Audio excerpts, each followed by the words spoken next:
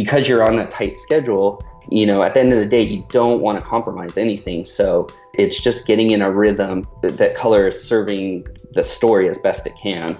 I find that being the more unique challenge to television as a format versus, say, like a commercial or a feature film where, in my experience, I haven't got the quick turnaround. On this episode of the Colorist Podcast, I talk with Patrick Woodard, lead colorist at Digital Film Tree. Patrick is best known for his color work on episodic TV shows like NCIS Los Angeles, Unreal, Weeds, and Everybody Hates Chris. He's worked on programs that air on the major networks like CBS, NBC, and Fox, as well as the pay networks, HBO and Showtime. In addition to working in TV, he's also completed spots for Oakley, DC Shoes, and Fox Racing. Patrick built his foundation in photography, studying at the Brooks Institute of Photography.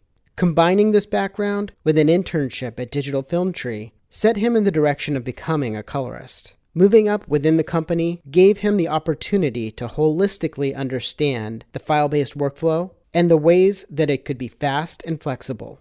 In this podcast, we talk about how his background in photography served him as a colorist, challenges of working on big-budget TV shows, the effect of streaming networks like Netflix and Hulu on television colorists, coloring for short form versus long form, and collaborating with DPs and showrunners via remote sessions. And now, here's Patrick Woodard. Welcome to the podcast, Patrick. It's nice to be with you. I appreciate considering me for being on this. Thanks. Yeah, it's great to have you on. When I looked you up, you actually have a really strong background in photography. Like you went to school for photography. How did all of that knowledge serve you as a colorist? Growing up, I did a lot of photography. My dad was kind of an outdoorsman. He was nice enough to lend me his camera. So it started out as a hobby for me at first. And as I got older, I became focused on film studies, and that became my emphasis in college. I started as a film studies major in Santa Barbara at UCSB, and I was taking a lot of theory-based classes, which were amazing. And I started to feel like I wanted to be a little more hands-on and transferred over to a photography school. It really gave me a sense of sort of more of a deeper knowledge of photography. And when I was at the time going to school, I was looking for internships and trying to decide where would be my next step out of college. And I had a very deep interest in Final Cut Pro when I was going to college. And I looked out for companies that focused on Final Cut Pro. And that's how I became exposed to Digital Film Tree. So I had called them a number of times while I was in school. I probably, reached out to them about 3 or 4 times and, made some contacts, but never really knew how to get my foot in the door. And so it's kind of interesting because I remember vividly, I decided to write them one more email and then decide, maybe I should, focus my efforts somewhere else. And that one email, I got a response from the owners asking if I had any experience with visual effects. And so, of course, I said yes. And that actually got my foot in the door at Digital Film Tree. And when I did step into the company, I don't even believe I did any effects for them, but it got me into their editing department. And so I started working with their conform artists. And that intermixed with who they had coloring the projects that were coming through the facility. And so my photography background allowed me to, it just felt very natural going from the editorial conform side to the grading side. And of course, throughout college, I was in telecine bays quite a bit. So I had exposure to the whole process, but actually sitting side by side with a colorist, that was where it basically took for me. And so getting back to your point about the fundamentals of photography, to me, it gives me the confidence of what the point of color grading is to perfect images. So just having the knowledge of being a photographer and shooting a lot, I think it makes me more well-rounded for color correction. So for reference, around what year was this? So this would have been around 2004, 2005 when I reached out to Digital Film Tree. It was just at first I was like, I'm really interested in this company. they were kind of on the forefront with Final Cut Pro at the time. I believe at that point they had already started Cold Mountain. And so that was kind of a big deal for them because it was the first time Final Cut Pro kind of worked on a big budget feature film. They definitely sparked my interest. I just felt like I was persistent because I knew what direction I wanted to go in. I guess I'll just never forget that one email I got from Rami when he reached back out to me, because I always think like, if I never would have wrote that last email, things could have took a different direction. Yeah, it's interesting too that it's around that time. There was only maybe 3 or 4 years after that we all started to use Resolve, which probably changed a lot in your world too. Yeah, so my introduction was, obviously I'd been in telecine bays with the 2Ks, and so I had exposure to that. Right around that time is where the file-based workflows and digital color correction were kind of just in their infancy, it seemed like. So the main program that I was using, or I got exposure to, was Final Touch, which evolved into Apple's Color. And so that was my first experience, was using that system. When Apple had acquired Final Touch and made it Apple Color, that worked right into the ecosystem that we were doing at the time. And I believe the first couple series that I worked on, Everybody Hates Chris, Weeds, were all done on Apple Color.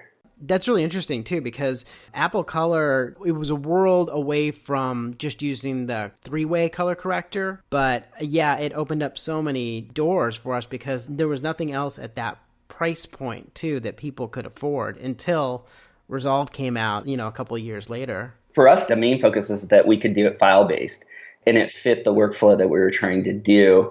And it cut a lot of the process out with it being file-based. Having a color corrector where we can just round trip, we saw the potential and where post was kind of going in that regard. And I do recall with like a show like Everybody Hates Chris, where it had a lot of white transitions, being file-based gave you an advantage instead of, having to massage over those if you're doing it tape-based. So yeah, I was actually thinking of all the transitions in Scrubs too, which you also did. And I was like, oh yeah, there's probably a ton in that as well. Yeah, so on Scrubs, at that point, I was the online editor. When we did Scrubs, color was the only part that was done out of house. So that was actually done, I believe, at level 3, if I'm not mistaken. But very similar was, one of the challenges with Everybody Hates Chris at the time was, making these seamless transitions because when they did those wipes, it was related to a heavier look because it was kind of like a thought in the character's head. So we always went with more of a stylized look. And so in order that the transition would, be seamless, file-based, was the preferred method of working with it. So yeah, you've done a lot of television over the years, like you were saying, Weeds and Everybody Hates Chris and NCIS. So what are some of the challenges of working on these big budget TV shows? I'd say the primary challenge with episodic television is just the rapid pace at which it has to run at. So, basically I have to be very efficient with the time so that we can put as much as we can possibly put into every show and not compromise anything. So again, workflow plays a big part in that, making sure that is as efficient as possible. And then from there, it really is, comes down to taste and refining your technique over time. Because you're on a tight schedule, at the end of the day, you don't want to compromise anything. So it's just getting in a rhythm that color is serving the story as best it can. I find that being the more unique challenge to television as a format versus, say, like a commercial or a feature film where, in my experience, I haven't got the quick turnaround. And the other common trend I'm seeing is the way that television is usually turned over for Final Color is like a lock is never really a true lock. So we're going through reconforms and, we're getting added elements throughout the process. And with the quick turnaround, you really just have to, exploit the technology so that the artistry can be at its max. Yeah, it's like we like to say these days, it's just latched. It's not technically locked. Exactly. So yeah, it's just a lot of moving parts. I've noticed a trend where, with like binge watching, a lot of episodes are you're kind of bouncing around a lot of episodes versus like, say like a show like NCIS LA, which airs weekly. There's more of a, you do one, finish one, and then go to the next. Whereas the new kind of pacing where everything kind of comes out at once, it's interesting because it's like a giant feature film is how it feels to me. It takes a lot of concentration to make sure that you're basically taking a show to like say 98%, and then the next week you're doing the next show. You ultimately have to come back and do that last 2%. So you have to be very detail specific so that, again, nothing gets compromised or gets, looked over. That's the interesting evolvement I'm seeing in the television landscape. So do you feel that because there's such a quick turnaround on these shows that you've probably built up a lot of instinct to how something should look, and almost having less time is almost a blessing in disguise? Yeah, I feel like it's probably very traditional to how, whatever the format is, it usually starts at the beginning with a collaboration with the director of photography or the showrunner, or if the showrunner has a producer who likes to handle more of the technical side of things or post. It's usually getting on the same page with them as far as what's the direction we want to go with, and getting that shorthand down with them so that we can kind of hit the ground running when the locks come in. Yeah, that's, the very important part is the upfront part, to get that right, and that, everyone's on the same page, that we have a game plan going forward. And then as the episodes come at us, we just take on the uniqueness of that episode that comes in. You've done a lot of work for networks like CBS and NBC, but also pay networks like HBO and Showtime. Do you find that these networks have different looks or different styles? I feel like the look or style is, again, more dictated by the collaboration that goes on with the director of photography or the showrunner, depending on who, usually it's all the people at the infancy of the project deciding, what do we want to say? What do we want it to look like? How does it serve the story the best? The network involvement, I find, at least in my experience, haven't been given any sort of ultimatums or directions. But I would say that every network, especially like in, when it comes to like, say, a pilot or something that's, again, at the starting stage, you get a lot of eyes on it. So you do get a lot of network feedback, either if they're in the Bay or when, previews go out, they give us feedback of they like this, or they like, maybe it's a matter of showing them something different, just so that once your final decision made, everyone is on the same page. And now we've got other over-the-top networks like Netflix and Hulu, and they've gained a lot of traction, as you were saying, too, in the television space. How do you think that's going to impact TV for a colorist? Well, I mean, I love it, to be honest. I have such an appreciation for feature films, but with, the decline of DVD sales, a lot of the long form, the story-driven content, has evolved over to television or episodic space. The Netflixes, the Amazon, Hulus have really given that space to work with, long arcs that they're just great stories. And I love being part of the golden age of television. I always find that the stuff that really impresses me color-wise, it's never in a bubble where the story's not good as well. They go hand in hand. So I find every project that I've worked on where I'm really happy with what we did, it's also complements a great story. I mean, that's the whole purpose of our job, right? Is to just make the story better. Exactly. So if you're giving good content, it just makes everyone, want to push it their best and go over the top with things. So it all kind of serves everyone equally. So, I'm just so astonished with so much of the stuff that's in the broadcast and, paid for space. Are there any shows that you really are inspiring to you, or any colorists that you follow? Yeah, probably too many to name. And that's the other thing that I love about right now too, is that if you're kind of late to the party and you miss it, you still have time to catch it. Cause, I'm sure like you, we spend a lot of hours in the Bay, and, I'll start a series maybe with my wife and, she gets ahead of me. So, there's just a lot I'll catch a bit of, and I'm telling myself, I need to, when I have some time, I need to get back to this. But certainly, there's tons of great television. I'm a big fan of like Joe Finley's work on Game of Thrones. What's also been great is that we've had 2 new additions at Digital Film Tree this year, which is Dan Judy and Rick Dalby, and they've just been, amazing talents and have a wealth of knowledge with their experience. So I get a lot of inspiration from those guys as well. I would say, though, that, it's beyond just, the television landscape. There's so many feature, commercial, I think, everyone kind of has the same opinion where, as a colorist, your skill set you're not really locked into just one medium. And so a lot of the other people that are out there that I really appreciate are, I would say, Tom Poole is one of the guys that's very inspirational to me. His work, Steven Nakamura, Steve Scott, it's just, there's just a lot of guys out there that are amazing right now, and girls, I should say. All the people that you just mentioned, they all have way different styles too. Yeah, and I think it's interesting with you see a lot of experimentation in, even in the television landscape. You see a lot of experimentation. I think, you can kind of base it from like The Sopranos to now. It's just a lot of evolvement in the, television and broadcast space, but, certainly in commercial work, music videos, features as well.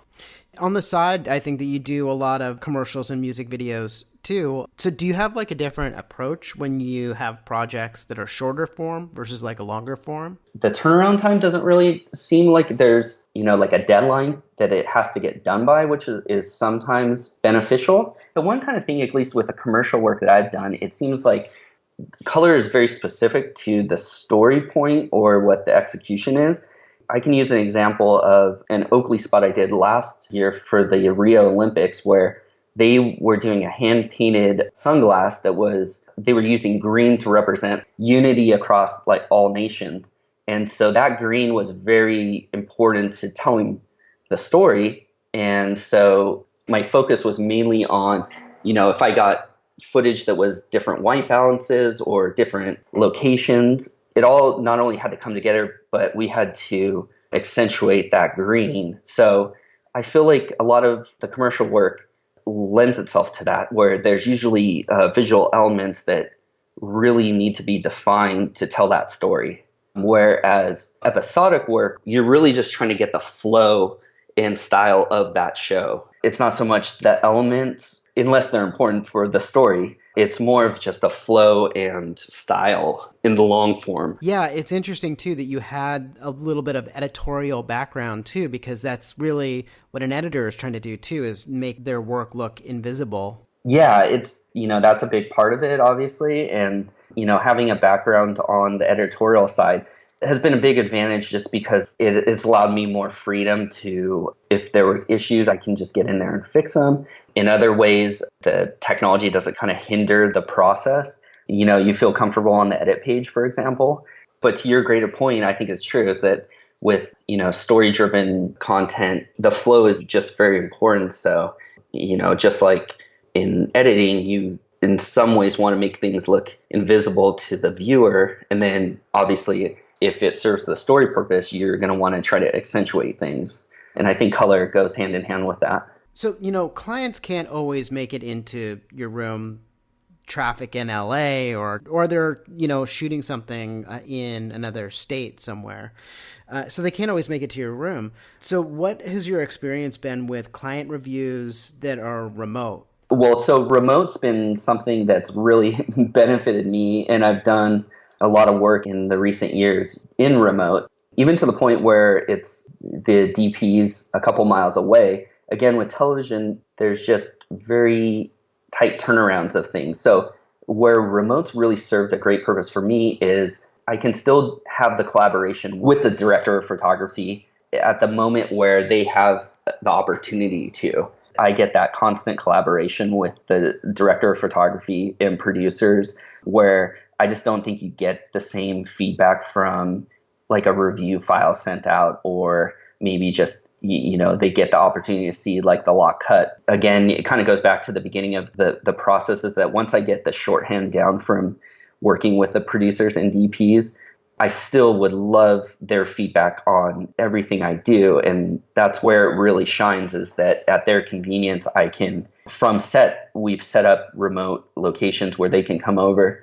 We can interact on a scene and I get that feedback. I think it's the best compliment, other than having the physical person in the bay. And it's really served us well. On a technical level, do you just do like a Resolve remote session, or? We prefer doing Resolve remote sessions. I've tried other means of doing it, and Resolve remote has worked the best for us. So also, what are your thoughts on color managed workflows? Like, ACES is, really started to come into its own. And there's other options like Film Light's True Light or Resolve Color Management. Have you brought that into your workflow? For a time I was using ACES, and I don't really have anything bad to say for it, but, I think it was just for certain projects, I ended up not using it. And it was nice for me to try different ways or different approaches and learning from those. I think even if you try different color management systems, you gain some knowledge from doing it, that even if it doesn't suit that particular project's needs, you still get some benefit of going through the process. But currently, I use more of just a traditional working style where, for most of what I'm doing right now is broadcast deliverable is still Rec 709. So I just use traditional methods of creating the grades. And I'm assuming a lot of your stuff is shot Arri Alexa and... Yeah, most of the shows that I'm color timing are Arri Alexa based, with some red, and I would say those two seem to be the most common file formats that I deal with Alexa being kind of the dominant player in television. So now, like 4K and HDR, they're truly a reality for many homes. Has that change made it to the work that you do in TV? The current lineup of shows that I'm doing don't have an HDR delivery, but it's so apparent that it's just right around the corner. I think HDR is going to be in some form or another standard in, I'd say the next 2 to 5 years. So, and it's so fascinating because I think all of us have, sat in front of an HDR image and see the benefits of it. Currently, none of my shows require a delivery of HDR. I think everything's, going towards that direction. And, I just kind of hope that the standards kind of settle down and make the workflows a little more seamless. It'll be good to see some standardization, and hopefully by that point is when I'll be dealing with it on a daily basis. But it is truly astonishing of what I've seen with content on HDR displays. So you're also a member of the Color Society, as am I, and full disclosure here that they're a sponsor of the podcast as well. What is your opinion about a group specifically for colorists, and what made you join? I was attracted to it from the get-go. I've started my career, and I'm still at the same facility that I started my career at. For me, it felt like an opportunity where I could, meet the community members.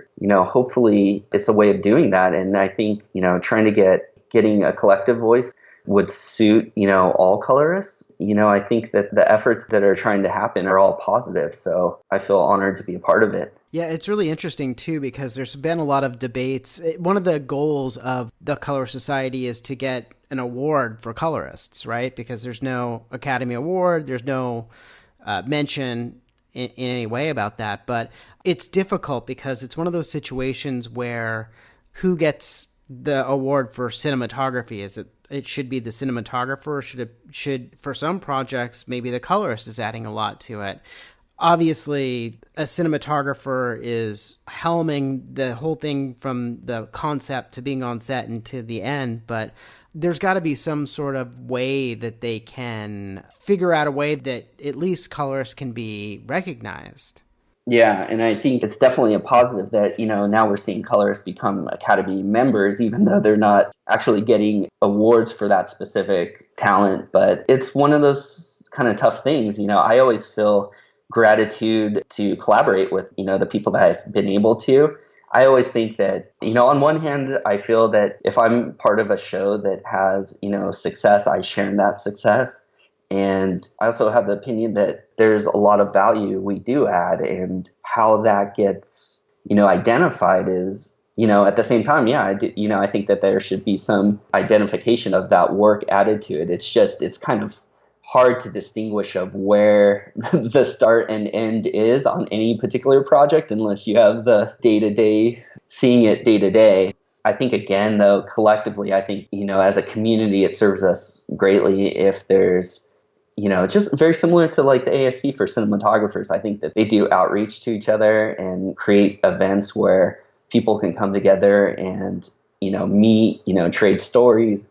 And I think that that's the part that really is the great part of having the Colorist Society.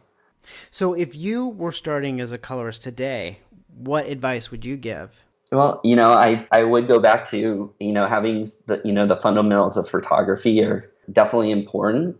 It's interesting now because with the availability of the technology, the two things that I think make you a successful colorist are experience and just having good taste and figuring out the way to get what you want displayed. With that being said, I think the best thing if you want to pursue it is just start coloring stuff, shoot your own stuff if you can, or collaborate with someone who shoots and get that experience. And that will ultimately take you successful if you can, hone your talents in with it. Yeah, I totally agree. It's like, I don't know if you ever saw that documentary, Eero Dreams of Sushi.